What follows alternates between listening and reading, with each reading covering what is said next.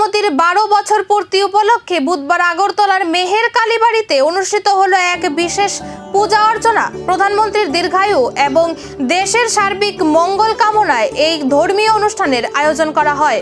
অনুষ্ঠানে উপস্থিত ছিলেন 7 রামনগর বিধানসভা কেন্দ্রের বিধায়ক তথা আগরতলার মেয়র দীপক মজুমদার। তার সঙ্গে ছিলেন বিজেপির দায়িত্বপ্রাপ্ত সংগঠন মন্ত্রী রবীন্দ্র রাজুজি এবং দলের অন্যান্য নেতাকর্মীরা। পূজা শেষে দেশবাসীর শান্তি, সমৃদ্ধি ও উন্নয়নের জন্য প্রার্থনা করা হয়। উপস্থিত নেতারা প্রধানমন্ত্রীর নেতৃত্বে দেশের অগ্রগতির কথাও তুলে ধরেন। 12 বছর পূর্তিকে কেন্দ্র করে দেশজুড়ে বিভিন্ন কর্মসূচির মধ্যেই আগরতলার এই বিশেষ পূজাও ও রাজনৈতিক সামাজিক মহলে আলাদা করে নজর কেড়েছে। মন্ত্রী হিসেবে মোদিজির 12 বছর রেকর্ড, কি বলবেন আজকে পুজো দিয়ে? খুবই ভারতবর্ষের কাছে এবং ব্যক্তিগতভাবে আমাদের কাছে যারা আমরা জেলার সঙ্গে যুক্ত আছি বা সরকারের সঙ্গে যুক্ত আছি, আমাদের কাছে গর্বের বিষয় যে ভারতবর্ষের মধ্যে একটা রেকর্ড সৃষ্টি করেছেন ভারতীয় আমাদের যিনি প্রধানমন্ত্রী যশস্বী নরেন্দ্র মোদীজি।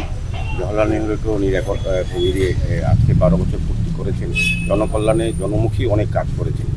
আজকে সারা ভারতবর্ষের বিভিন্ন মন্দিরে পূজা অর্চনা চলছে, যজ্ঞ চলছে।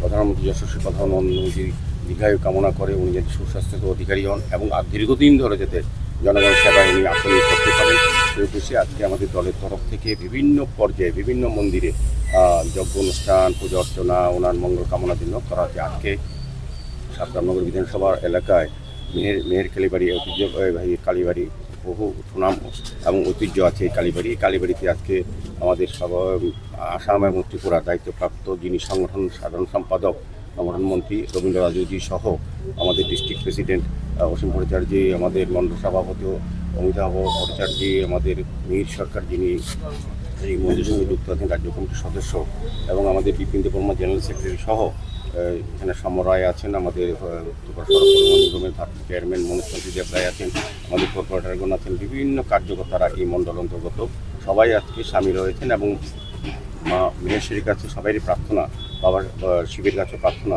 যে প্রধানমন্ত্রী যাতে উনি সুস্বাস্থ্য অধিকারী হন এবং জনকল্যাণে যে ভারতবর্ষের জন্য যে মানুষের জন্য কাজ করেছেন সাথে তিনি যাতে আরও সুন্দরভাবে নির্বিচ্ছিন্নভাবে করতে পারেন আর মঙ্গল কামনার জন্য আমাদের প্রার্থনা এবং আমাদের পূজা অর্চনা হয়েছে। 12 বছরের পথ চলার এই প্রতীকী আয়োজন কি শুধুই শুভকামনার বার্তা, নাকি এর মধ্যে রয়েছে আগামী দিনের বড় রাজনৈতিক ইঙ্গিত? সেই প্রশ্নের উত্তর খুঁজছে রাজনৈতিক মহল।